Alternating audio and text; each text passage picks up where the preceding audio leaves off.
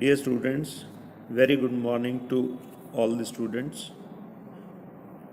In the series of lectures, we have been discussing the topic of technology of printing. Today is the last lecture on the topic of washing and soaping operations on printed fabrics. So, what is the objective of washing? Normally, rinsing washing is used to remove impurities from the surface of the printed fabrics. Washing is an intermediate process applied to dyeing process. Normally in dyeing, it is to remove residual chemicals from the fabric thoroughly so that next treatment to be given can be done. In case of printing, it is done to remove products of decomposition of various chemicals and auxiliaries used in the printing, and also the washable thickener film. Dear students, आज हम washing and soaping का operation जो है वो discuss कर रहे हैं। जो प्रिंटेड फैब्रिक्स होते हैं उनको जब हम स्टीमिंग करते हैं, स्टीमिंग के बाद हमें उसको थॉरोली वॉशिंग करना पड़ता है। तो क्या ऑब्जेक्टिव है वॉशिंग का, ये हम आज डिस्कस कर रहे हैं कि वॉशिंग में जितने भी एक्स्ट्रा केमिकल्स सरफेस के ऊपर होते हैं, सरफेस में होते हैं, कपड़े में होते हैं, उससे हम उनको रिमूव करते हैं। और नॉर्मली जो वॉशिंग ऑपरेशन है वो डाइंग में या प्रिंटिंग में इंटरमीडिएट होता है, मतलब बीच बीच में हम यूज़ करते हैं, ठीक है, डाइंग के केस में ख़ास तौर पर। जबकि प्रिंटिंग के केस में ये बाद में प्रिंटिंग होने के बाद, स्टीमिंग होने के बाद हम वॉशिंग करते हैं, जिससे कि सारे केमिकल्स उसमें से निकल जाएं थॉरली। अब ये कितने टाइप की है? these are of two types. Cold washing is done at room temperature to remove all the residual chemicals. It is done with plain water coming in the industry. तो नॉर्मल जो plain water industry में आता है उससे हम cold washing करते हैं fabric की। स्टीम्ड फैब्रिक को वॉशिंग लिकर्स में पानी में हम निकालते हैं, तो उससे हमारा कोल्ड वॉशिंग हो जाता है। टेम्परेचर जो है वो रूम टेम्परेचर हमारा अप्रॉक्सीमेटली 27-28 डिग्री रहता है। देन हॉट वॉशिंग हम करते हैं स्पेसिफिकली क्योंकि हमें जो हमारी थिकनर फिल्म है जिसमें हमने प्रिंटिंग की है, जिसमें colour, thickener and other chemicals also we have added in the printing page, तो हॉट वॉशिंग हमें करनी पड़ती है स्पेसिफिकली जब हमें जो वॉशेबल थिकनर्स हैं उनको थॉरली उसमें से पूरा थिकनर निकल जाए, पूरे केमिकल्स जो उसमें यूज़ हुए हैं वो निकल जाएं, ठीक है। तो हॉट वॉशिंग कुछ डाइज के केस में हमें करनी पड़ती है। तो cold washing and hot washing ये दो तरह से करते हैं। हॉट वॉशिंग नॉर्मली हमारी 40 से 80 डिग्री पर हम करते हैं। तो क्या पर्पज़ है इसका हॉट वॉशिंग का? ख़ास तौर पर to remove extra chemicals from the printed fabrics. Number 2, to remove the thickener present on the surface of the fabric which was used to print the dye on the fabric.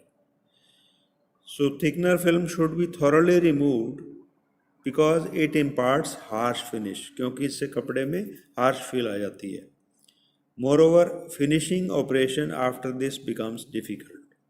तो अगर हम thickener film नहीं निकालेंगे तो उसमें हमारा जो fabric है वो हार्श रहेगा और हम बाद की उसकी ट्रीटमेंट नहीं कर पाते। देन कम्स दी सोपिंग हम क्यों करते हैं? स्पेसिफिकली ऑब्जेक्टिव ऑफ सोपिंग क्या है? जैसा कि आप नोट्स में देख रहे हैं,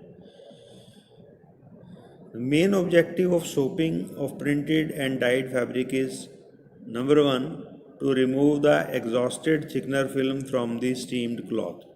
जो हमने स्टीमिंग किया, प्रिंटिंग के बाद स्टीमिंग कर लिया हमने फैब्रिक का, और जो थिकनर फिल्म में डाई थी वो तो हमारी फाइबर के अंदर चली गई, लेकिन थिकनर जो अभी भी उसमें फैब्रिक में है तो उसको हमने रिमूव करना होता है, इसलिए। Number 2, to remove the superficial dye present on the surface of the fabric. अब देखिए, जब हम वॉशिंग करते हैं तो उसमें भी थोड़ा बहुत कलर जो है आपका कुछ पर्टिकुलर डाइज के केस में, जैसे डायरेक्ट है, रिएक्टिव डाइज, इनके केस में कलर निकलता है, ठीक है। लेकिन सरफेस के ऊपर भी हमारा कलर जो है वो रहता है।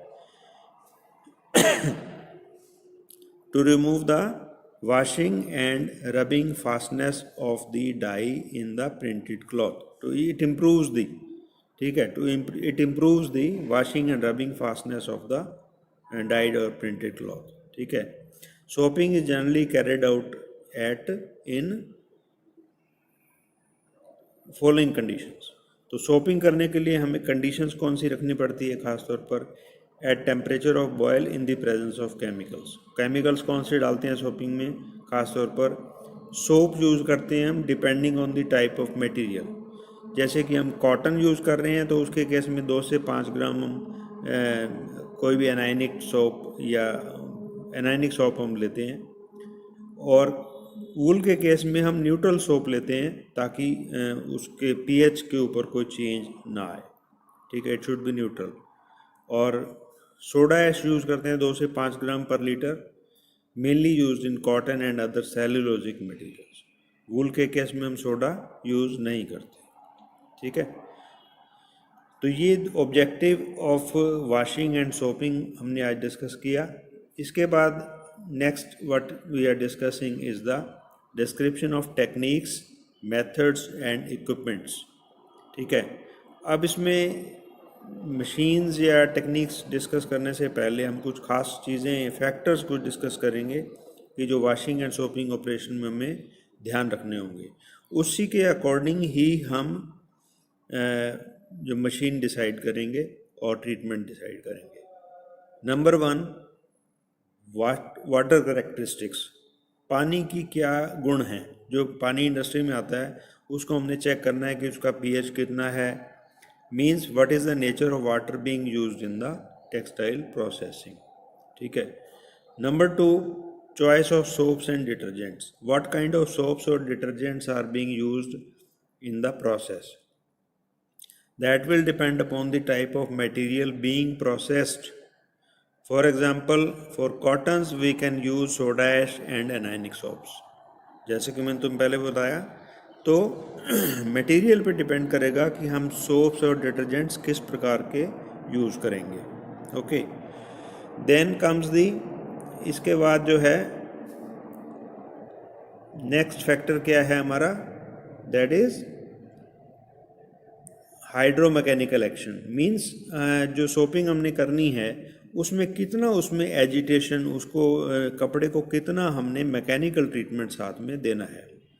मीन्स हाइड्रोमैकेनिकल मतलब पानी की प्रेजेंस में मैकेनिकल एक्शन उसके ऊपर कितना करना है। Whether agitation of the material is to be done during washing और not. Like in printing we do not go for strong mechanical action, क्योंकि प्रिंटेड फैब्रिक्स के ऊपर हम ज़्यादा उस पर मैकेनिकल एक्शन नहीं देते हैं। There are chances of spoiling of the print, इससे प्रिंट के ख़राब होने का चांस रहता है। तो हमें वहाँ माइल्ड सोपिंग करनी होती है जिससे कि सुपरफिशियल कलर हमारा फैब्रिक का उसमें से निकल जाए।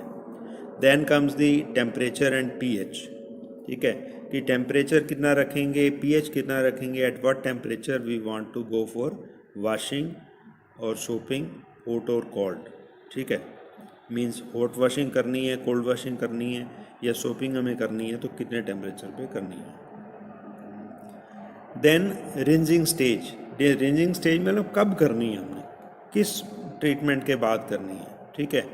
तो rinsing stage means when we are doing this, ठीक है, whether it is a final treatment और इंटरमीडिएट ट्रीटमेंट। जैसा कि मैंने तुम्हें बताया डाइंग के केस में ख़ास तौर पर हम करते हैं इन बिटवीन, जैसे हमने डिसाइजिंग किया उसके बाद वॉशिंग किया, स्काउरिंग किया फिर उसके बाद फिर वॉशिंग किया, ब्लीचिंग किया फिर वॉशिंग किया, इस तरह से नेक्स्ट प्रोसेस के बीच में करते हैं, ठीक है। और प्रिंटिंग के केस में हम नॉर्मली प्रिंट किया, स्टीम किया और उसके बाद फाइनली हमने उसको वॉश किया, ठीक है। तो ये जो फैक्टर्स हैं जिसके ऊपर बेस्ड होएगा कि हमारा ऑपरेशन किस प्रकार से होगा। अब नॉर्मली थोड़ा सा ऑपरेशन बेसिकली इसमें होता क्या है, washing is normally carried out in hot water 40 से 100 डिग्री तक भी हम कर सकते हैं, कोल्ड वॉशिंग भी कर सकते हैं और हॉट वॉशिंग भी, इन the presence of waiting agent and detergent depending upon the requirement. The detergent emulsifies the mineral oils and disperses the undissolved pigments। ठीक है, डिटर्जेंट का एक्शन बता रहे हैं इसमें कि वो उसमें अगर कोई मिनरल ऑयल्स प्रेजेंट है फैब्रिक तो वो भी निकाल देता है, जैसे स्काउरिंग एक्शन में हम बोलते हैं। ठीक है, the choice of the surfactants mean soap वगैरह जो भी हम यूज़ करते हैं सरफेक्टेंट्स बोलते हैं उनको, क्योंकि सरफेस पे एक्शन करते हैं। May vary also depending on the type of fibre. मैंने जैसे पहले बताया वूल वगैरह के केस में हम केमिकल सोडा ऐश वगैरह नहीं लेते हैं, अल्कली नहीं यूज़ नहीं करते हैं। कॉटन्स के केस में हम उसको यूज़ कर सकते हैं। तो mixture of anionic and non ionic surfactants are commonly used. ठीक है, ये मिक्सचर यूज करते हैं हम। An important factor in the selection of a surfactant is its effectiveness in strong alkaline condition. ठीक है, कि important factor selection of surfactant का क्या है कि सोप वगैरह जो हम केमिकल यूज़ करेंगे कि स्ट्रॉन्ग एल्कलाइन कंडीशन में उसको वो किस तरीके से बिहेव करता है, ये चीज़ें हमने ज़रूर नोट कर लेनी है। ठीक है, washing always involves a final rinsing step to remove the emulsifier. ये इवन जो केमिकल हमने इसमें यूज़ किए हैं उसमें भी फाइनली हमने वॉश करना होता है कि ये जो केमिकल्स हमने सोप सोडा यूज़ किया उसको भी थॉरली कपड़े के ऊपर से हमने निकालना होता है। ठीक है, अब बात करते हैं then this we will discuss in next talk, that means what are the machines used, ठीक है, for washing of the printed cloth.